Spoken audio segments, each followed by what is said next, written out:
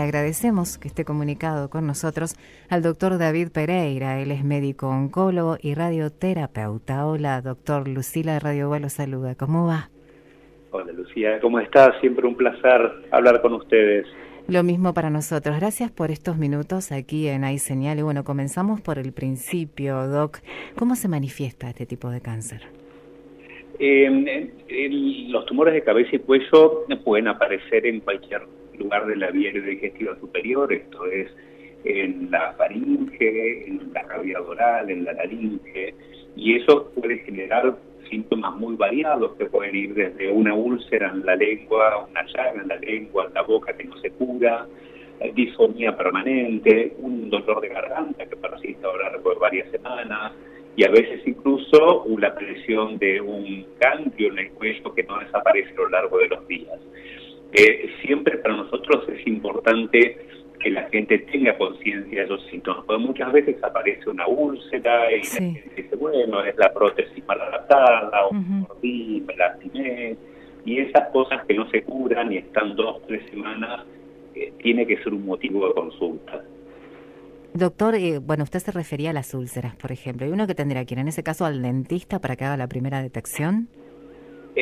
Muchas veces el dentista es el primero que hace el diagnóstico para los tumores de cavidad oral, y eso para nosotros es fantástico porque el diagnóstico precoz, como les digo, es fundamental.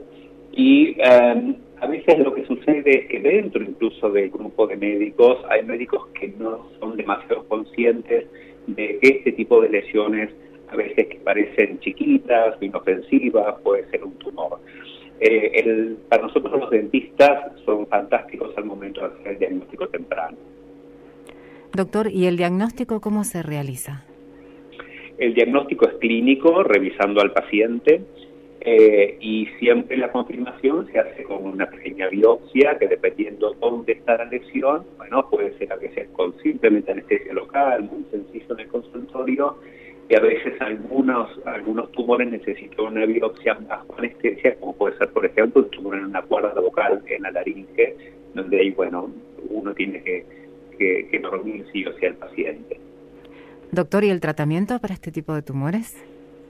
El tratamiento depende, como siempre, de cuál es el estado de la enfermedad en términos de cuán avanzado está. Cuanto más temprano es el diagnóstico, más simple va a ser el tratamiento. Muchos de estos tumores son exclusivamente quirúrgicos, por ejemplo, un tumor chiquito de la lengua, uno lo puede sacar con una cirugía que prácticamente no deja secuelas, uno puede hablar normalmente, puede comer normalmente, pero en la medida que este tipo de lesiones son más grandes, necesitan tratamientos más agresivos, y muchas veces tenemos que combinar la cirugía con tratamientos de radiación, o a veces tratamientos de radiación combinados con quimioterapia. Por eso para nosotros es tan importante este tipo de charlas en la comunidad, que la gente sepa que estas cosas existan, porque cuanto antes hagamos el diagnóstico, más sencillo va a ser el tratamiento. Pensá que una lesión de la lengua, si es muy chiquitita, uno la saca con un margen de seguridad y puede reconstruir la lengua muy fácil. Ahora, si uno tiene una lesión de 5 o 6 centímetros, la cirugía va a ser más grande, y las secuelas que van a quedar de la cirugía van a ser más importantes. A veces cuello es un área muy complicado porque es lo que nos permite hablar, comer, digamos, es nuestra carta de presentación frente a la gente. Sí. Entonces, hay un montón de cosas para nosotros importantes, y más allá de curar a los pacientes, queremos que los pacientes estén curados y con buena calidad de vida. Doctor, ¿hay factores que predispongan a la aparición de este tipo de tumores? Por mucho, los 2 factores más frecuentes en nuestro medio son el tabaco y el alcohol. Los 2 son factores de riesgo importantes para los tumores de cabeza y cuello, y de hecho los pacientes que tienen los 2 factores de riesgo, es decir, que fuman y además toman alcohol, aumentan muchísimo el riesgo de tener este tipo de tumores. Y en los últimos años ha aumentado en forma considerable los tumores de orofaringe relacionados con la infección con HPV, que muchas veces el HPV uno lo tiene en la cabeza como relacionado con los tumores del cuello uterino, pero el HPV también puede generar un tumor de la orofaringe, un tumor de la amígdala, de la base de la lengua, que es el mismo tipo de virus, pero con una presentación en general más tardía en términos de edad. y es una de las principales causas, de hecho, en países como, por ejemplo, Estados Unidos y Canadá. En nuestro país estamos viendo en los últimos años un aumento considerable en la incidencia de estos tumores relacionados con HPV. Doctor, ¿y hay una edad en la cual puedan aparecer más los tumores de cuello y de cabeza?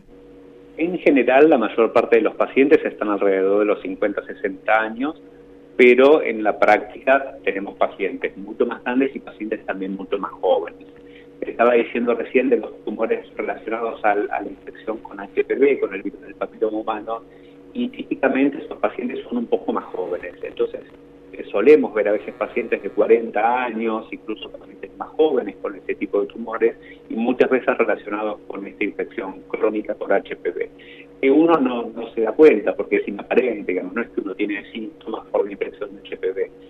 La manifestación es simplemente de repente aparece un tumor relacionado con este virus.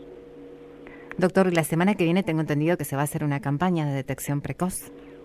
Sí, nosotros siempre tratamos de hacerla, tuvimos algunos, bueno, imagínense los problemas de la pandemia, pero siempre la campaña de prevención precoz de cáncer de cabeza y cuello la tratamos de llevar a cabo, porque como les digo, hacer el diagnóstico precoz es fundamental en este tipo de tumores. La idea es que cualquier persona que tenga una duda o que simplemente quiera ser revisado, la idea es que venga y la idea es revisar a todos los pacientes. En general nosotros tenemos muchos pacientes que vienen del barrio, eso es fantástico, porque se enteran, no les queda cómodo, y tenemos muchos pacientes que tienen algún síntoma, que les queda alguna duda, así que eso es fantástico porque nos permite hacer el diagnóstico precoz. Doctor, muchísimas gracias por estos minutos aquí en Hay Señal en Radio UBA. Muchas gracias a ustedes. Recién hablábamos con el doctor David Pereira, él es médico oncólogo y radioterapeuta del Instituto Ángel Rojo, a propósito de que hoy es el Día Mundial para la concientización del cáncer de cabeza y cuello, así que nos explicaba por qué surgen los síntomas, el tratamiento, y te recuerdo que la semana que viene, desde el 31 de julio hasta el 4 de agosto, de 8:30 a 12 se va a llevar a cabo una campaña de detección precoz allí en el Instituto de Oncología Ángel Rojo.